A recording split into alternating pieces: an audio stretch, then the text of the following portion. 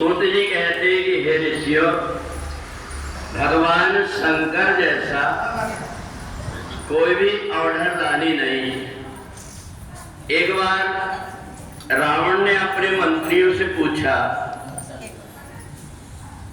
कि एक बात बताओ कि पर्वत पहाड़ में रहने वाले भोले बाबा के पास में ऐसा कोई सामान तो नहीं है, कोई नग पहने हो या किसी प्रकार के यंत्र रखे हो, परंतु सारा संसार उनकी पूजन क्यों करता है। तो मंत्रियों की जैसी बुद्धि थी, उन्होंने कह दिया उनके साथ में जो उनकी पत्नी है पार्वती, उन्हीं के कारण उनकी पूजा होती है।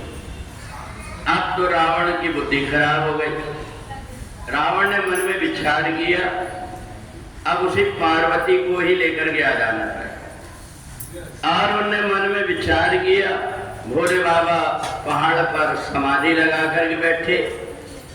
भोले बाबा समझ गए कि अपने चेला का बुद्धि खराब हो गई। भोले बाबा ने और लंबी समाधि लगा ली। जब ये आया तो भोले बाबा को प्रणाम किया। भोले बाबा ने आंख खोल करके देखा तो भोले बाबा से कहते हैं कि भोले बाबा, आज तक कि मैंने आपसे कुछ नहीं मांगा, आज मैं आपसे मांग रहा हूं, जो देंगे। भोले बाबा ने कहा जो मांगोगे दे दूंगा। का एक काम करिए, आपके बगल में जो बैठी हुई है इनको दे दो। भोले बाबा ने कहा ले जाओ। पार्वती ने कहा तुम्हारी बुद्धि खराब हो गई, क्या कर रहे तुम? बोले अब मैंने कह ही दिया तो ले जाने। अब तो रावण तुरंत आदि शक्ति भगवती जगदम्बा को अपने रथ में बिठाल करके ले चला। उसी समय पर माता रानी को याद आई कि मेरे अगर कोई भलाई करने वाले हैं तो मेरे श्री हरि है। उनको याद किया, भगवान दौड़ करके आए और उन्होंने रावण से पूछा ये किसको लेकर के जा रहे? रावण ने कहा कि नहीं जानते, ये आदि शक्ति है। देवी पूज पद कमल तुम्हारे, सुर नर मुनि सब होय सुखारे। उनको लेकर के जा रहा हूं। तो भगवान श्री हरि ने कहा ले जा रहे थे तो डुप्लीकेट माल न ले जा करके अच्छा सा जो ओरिजिनल ले जाना चाहिए। रावण ने कहा मतलब? बोले ये जो पार्वती है ये डुप्लीकेट, असली पार्वती वो देखो भगवान शंकर के बगल में बैठी है। अब भगवान शंकर से बात कर रहे हैं। अब रावण को आया गुस्सा। रावण ने सोचा मेरे साथ में भोले बाबा ने छल किया।